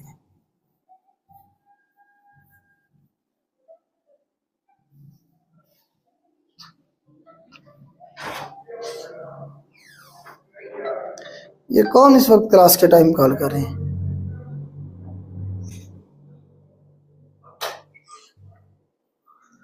چلیں جی شروع کرتے ہیں جی، آگے چلتے ہیں. اب دیکھیں، اب ہم دیکھیں گے نبی پاک کی جب برتھ ہو رہی ہے تو اس وقت نبی پاک کے جو والد صاحب ہیں عبداللہ صاحب، وہ اس دنیا میں نہیں ہیں، وہ فوت ہو گئے تھے.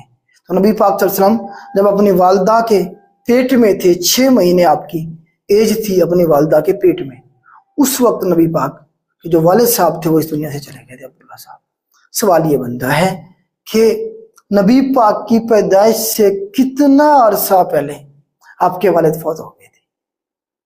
جواب ہوگا 6 مہینے، جواب ہوگا 4 مہینے، جواب ہوگا 1 साल पहले। तो बेटा ये आपका जो सही आंसर है इसका तकरीबन 3 से 4 महीने बनते हैं। 6 माह के तो आप अपनी वालदा के पेट में थे, तो एक नॉर्मल जो बच्चा पैदा होता है वो 9 महीने और 10 दिन में पैदा होता है, तो 6 महीने के तो आप उस वक्त ऑलरेडी थे, तो ठीक 3 महीने और इसमें ऐड कर रहे हैं। कहीं कहीं पे 3 महीने का ऑप्शन नहीं देगा तो इसे 4 महीने कहेंगे। तो तकरीबन 4 महीने पहले आपके जो वालिद थे इस दुनिया, आपकी पैदाइश से तकरीबन 4 महीने पहले जो थे वो आपके जो वालिद थे इस दुनिया से चले गए थे। सवाल में थोड़ा सा चक्कर देने की कोशिश करेगा, वो सवाल के स्टेटमेंट को समझिएगा। ठीक हो गया जी। तो नबी पाक की जो पैदाइश हुई बेटा उसकी एग्जैक्ट डेट लिख लें, 22 अप्रैल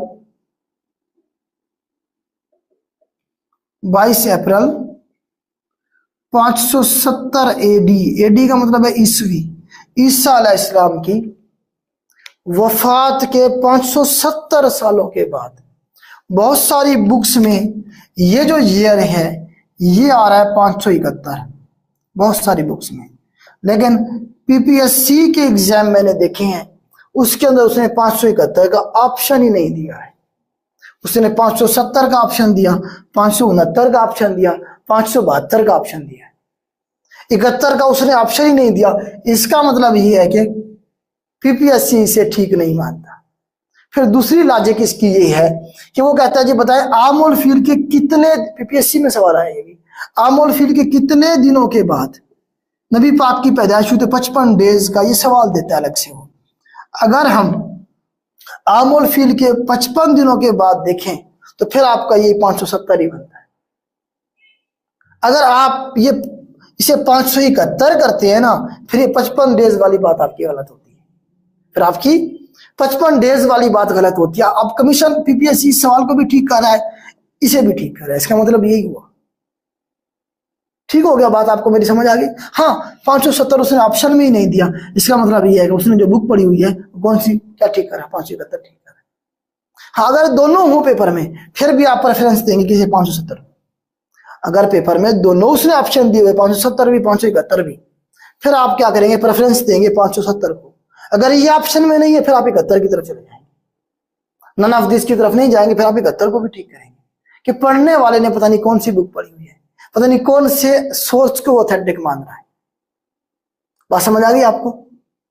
ठीक हो गया जी। इस तरह से नबी पाक की पैदाइश हुई सोमवार के दिन। सोमवार का दिन था बेटा 22 अप्रैल 570 एडी। अब्दुल मुत्तलिब साहब के घर में आप पैदा हुए, और उस गली का नाम भी एक दफा पेपर में पूछा है कि कौन सी गली में आपकी पैदाइश हुई थी। तो आपकी जो पैदाइश हुई थी वो शौक अल-लैल गली। गली कौन सी थी बेटा?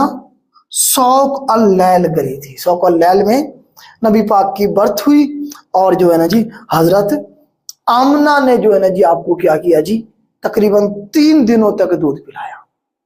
हजरत आमना ने आपको तकरीबन 3 दिनों तक दूध पिलाया। उसके बाद फिर जो है ना आपके जो रजाई माँ हैं, फोस्टर जो मदर हैं, वो आपको दूध पिलाएंगी। वो हम देखेंगे कौन कौन सी फोस्टर मदर है। लेकिन उससे पहले हम ये देखते हैं कि नबी पाक का जो नाम है वो रखा जाएगा। नबी पाक का नाम रखा जाएगा मोहम्मद और अहमद। 2 नाम नबी पाक के रखे गए, मोहम्मद सल्लल्लाहु अलैहि वसल्लम और अहमद, ये 2 नाम रखे गए बेटा। इसे मैं रेज करता हूं, इसके जो है ना वो सवाल पूछ लेता है कि जी आपका नाम किसने रखा। ये जरा देखें, नबी पाक का नाम मोहम्मद सल्लल्लाहु अलैहि वसल्लम रखा गया और अहमद सल्लल्लाहु अलैहि वसल्लम रखा गया। इस तरह से कर चले।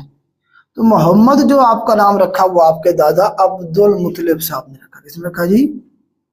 सवाल बनता है, तो ये आपके दादा साहब ने रखा नाम कौन सा जी? मोहम्मद सल्लल्लाहु अलैहि वसल्लम। मीम से मोहम्मद और मीम से क्या बनेगा हमारे पास? मुत्तलिब। याद रहने के लिए बता रहा हूँ, मीम से है ना, और ये भी मीम से है। अलिफ से अहमद और अलिफ से हजरत आमना। हजरत आमना याद रखने के लिए बता रहा हूँ, मिक्स ना कर दें आप कहीं। अलिफ से अहमद और अलिफ से आप आमना कह सकते हैं, हजरत आमना। याद ही रखना है ना, याद रखने का आपको मैं तरीका बता रहा हूँ। फिर वो पूछता है जी बताएं कुरान मजीद में अल्लाह पाक ने मोहम्मद के नाम से नबी पाक को कितनी बार पुकारा है, या मोहम्मद जो नाम है कुरान पाक में कितनी बार आया? तो ये बताओ 4 टाइम आया। याद रखिए कितनी दफा आया है? 4 टाइम्स आया है کہاں کہاں آیا یہ یاد رکھنے کی ضرورت نہیں ہے۔ احمد جو ہے قرآن مجید میں ایک بار آیا ہے، کتنی بار آیا؟ ایک بار آیا، یہ یاد رکھیں، ون ٹائم آیا ہے، اور کون سی صورت میں آیا ہے یہ سوال پوچھتا ہے۔ تو سورہ الصاف، سورہ الصاف میں جو ہے نا جو ذکر آیا ہے، اللہ پاک نے نبی پاک کو احمد کے نام سے پکارا ہے۔ تو اس طرح سے جو ہے نا جی نبی پاک کی برتھ ہو جائے گی۔ 3 دنوں تک آپ کو آپ کی والدہ حضرت آمنہ نے دودھ پلایا، اس کے بعد پھر حضرت صوبیہ نے سے مریض کر دو۔ آپ کی جو فوسٹر مدر ہیں ان کے بارے میں ذرا تھوڑا سا ہم دیکھ لیتے ہیں کہ آپ کی جو رضائی ماں ہیں ان کے بارے میں کچھ سوال بنتے ہیں، وہ ذرا ہم دیکھ لیتے ہیں۔ تو آپ صلی اللہ علیہ وسلم فرمایا کرتے تھے کہ میری 4 رضائی ماں ہیں، میری 4 فوسٹر مدر ہیں، جس میں سے ایک سب سے پہلے آپ لکھیں حضرت صوبیہ، حضرت صوبیہ رضی اللہ تعالی عنہا جو ہیں، ان کے بارے میں آتا ہے کہ انہوں نے نبی پاک کو سب سے پہلے دودھ پلایا، مطلب فوسٹر مدر میں سے۔ آپ کی والدہ حضرت آمنہ کے بعد رضائی ماں میں سے اگر دیکھیں گے تو حضرت صوبیہ نے آپ کو دودھ پلایا۔ تو یہ حضرت صوبیہ نے حضرت حمزہ کو بھی دودھ پلایا تھا آپ سے پہلے۔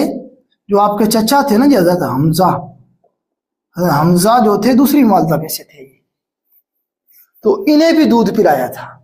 تو نبی پاک صلی اللہ علیہ وسلم رضائی بھائی، اور حضرت حمزہ رضائی بھائی بھی تھے نا، دیکھیں والدہ ایک ہی ہے دودھ پلانے والی، نبی پاک کو بھی حضرت صوبیہ پلا رہی ہیں اور حضرت حمزہ کو بھی پلا رہی ہیں۔ تو حضرت حمزہ رشتے میں چچا بھی ہیں نبی پاک کے، اور رضائی بھائی بھی ہیں، اسی لیے نبی پاک کو بہت بڑا صدمہ ہوا تھا آگے چل کے جب حضرت حمزہ کو شہید کیا گیا تھا جنگ احد میں۔ ٹھیک ہو گیا جی۔ اب یہ جو حضرت صوبیہ ہے نا، اس کے بارے میں سوال آتا ہے کہ کن کی غلام تھی؟ یہ غلام تھی، سروینٹ تھی، کن کی جی؟ یہ ابو لہب کی۔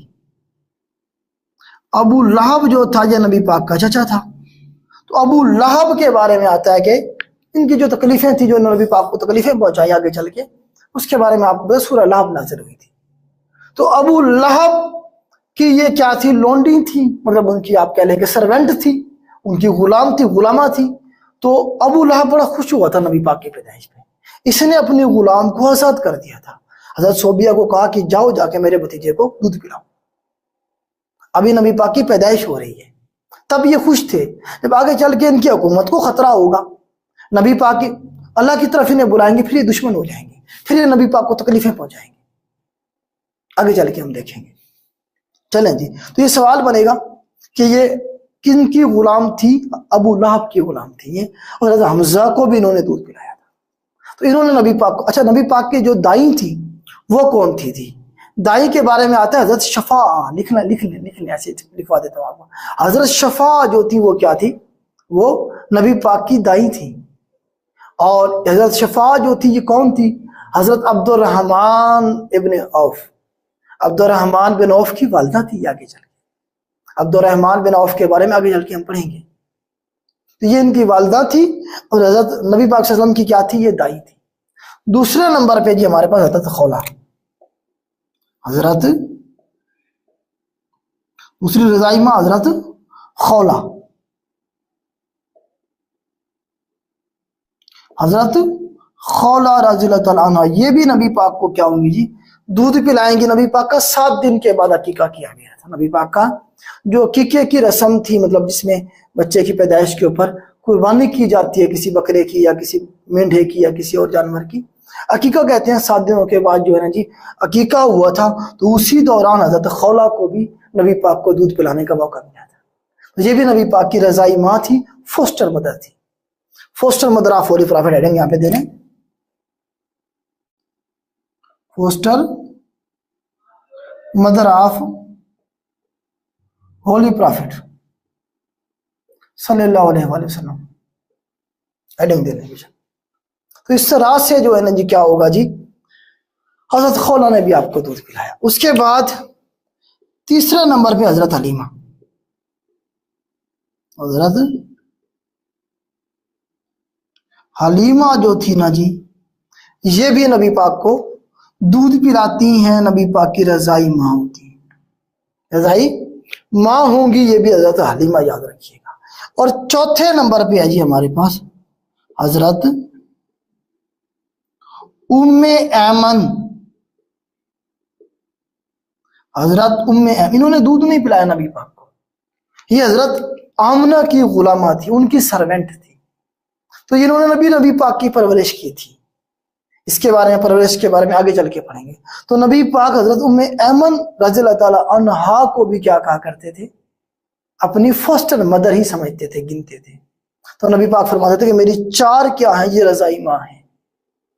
تو اس طرح سے جو ہے نا جی معاملات آگے چلیں گے۔ اتنا کافی ہے یا کنٹینیو کریں؟ موبائل لے کے آئیں، دکھائیں، آپ کے پاس ہے جی بیٹا بتائیں۔ یہاں پہ ایک جو ٹاپک ہے وہ کلوز ہوا، اور اس کے بعد جو ہے نا جی نیا ٹاپک یہیں سے آگے چلے گا۔ جی بیٹا ٹائم میرے خیال سے کافی ہو گیا ہے، ذرا گپ شپ کر لیتے ہیں۔ جو آپ کے کویشچن ہیں انہیں میں ایڈریس کرنے کی کوشش کرتا ہوں۔ نیکسٹ ویک انشاءاللہ یہیں سے شروع کریں گے، کس طرح سے نبی پاک کو حضرت حلیمہ لے جائیں گی مکہ سے مدینہ، یہاں پہ آپ کی پرورش ہوگی، اور وہ جو سارے واقعات ہیں، پھر نبی پاک کہاں جائیں گے جی، شام کا بھی سفر کریں گے، پھر آگے چل کے ڈیتھ ہوگی ان کی سے، وہ ذرا ہم دیکھیں گے۔ اور پھر نبی پاک جو ہے نا جی اپنی پہلی جنگ حرب فجار میں شریک ہوں گے۔ اس کے بعد پھر نبی پاک کے آگے چلیں گے تو شادیاں ہوں گی، نبی پاک کی جو ہے نا اولاد ہوگی۔ اس کے بعد پھر آگے چل کے خانہ کعبہ کی دوبارہ سے تعمیر کی جائے گی، پھر نبی پاک کے پر وحی نازل ہوگی، اور نبی پاک کو نبوت مل جائے گی۔ نبوت کی بعد پھر تکلیفیں ہیں، نبی پاک کے اوپر جو ہے نا جی ایک ظلم کا پہاڑ توڑا جائے گا مکہ والوں کی طرف سے، پھر جو ہے نا یہ ہجرت ہوں گی، ہجرت حبشہ 1 اور 2، اور اس کے بعد پھر جو ہے نا کیا ہوگا جی، یہاں سے نبی پاک کا بائیکاٹ کیا جائے گا۔ شیب ابی طالب میں نبی پاک 3 سال گزاریں گے، پھر آپ کے جو چچا تھے، آپ کے جو چچا تھے ابو طالب صاحب، ان کی وفات ہو جائے گی، حضرت ختیجہ کی وفات ہو جائے گی، پھر نبی پاک کو جو ہے نا جی طائف جائیں گے، ادھر طائف ہے، پھر نبی پاک جو ہے نا جی معراج پہ جائیں گے، اللہ تعالیٰ بلائیں گے، نبی پاک اللہ تعالیٰ سے ملاقات کریں گے، پھر مکہ سے ہجرت کر کے مدینہ جائیں گے، پھر مدینہ میں کیا کریں گے جی، جنگیں لڑیں گے، غزوہ بدر، غزوہ احد، غزوہ خندق، اس طرح سے یہ ساری جنگیں ہوں گی، اور پھر آہستہ آہستہ مکہ بھی فتح ہو جائے گا، اور پھر نبی پاک ریاست مدینہ بنائیں گے، یہاں مدینہ میں جس کا سینٹر کیا ہوگا، مدینہ ہوگا۔ پھر اس کے بعد نبی پاک کا وفات ہو جائے گی، نبی پاک کی وفات کے بعد پھر آگے چلیں گے تو ہم خلفائے راشدین کا ٹینیور ہوگا، ابو بکر صدیق صاحب کا ٹینیور، حضرت عمر فاروق صاحب کا ٹینیور، پھر اس طرح سے حضرت عثمان صاحب کا ٹینیور، اسی طرح سے حضرت علی صاحب کا ٹینیور، یہ سارے خلفائے راشدین کا ٹینیور چلے گا۔ حضرت حسن کے 6 سے 7 مہینے جو حکومت رہی اسے ہم دیکھیں گے، اس کے بعد پھر بنو امیہ کا دور، پھر بنو عباس کا دور، اس طرح سے یہ آپ کا احادیث کا دور، یہ سارا اسلامک اسٹڈیز کا پورشن ہے۔ پھر ہم جب پرافٹ کو شروع کریں گے آدم علیہ السلام سے حضرت عیسیٰ علیہ السلام تک، وہ سارا پھر پرافٹ آف اسلام میں آ جائے گا۔ تو آپ کی اسلامیات جو ہے وہ سارے یہی ہے، ٹوٹل جو آپ کا اسلامیات کا سلیبس ہے وہ یہی ہے۔ امید کرتا ہوں میں آپ کو سلیبس بھی بتا چکا ہوں گا، اور اب جو ہے نا جی ہم آپ کے جو سوال ہیں وہ لینے کی کوشش کرتا ہوں میں، جو آپ کے کویشچن ہیں بیٹا وہ پوچھ لیں آپ۔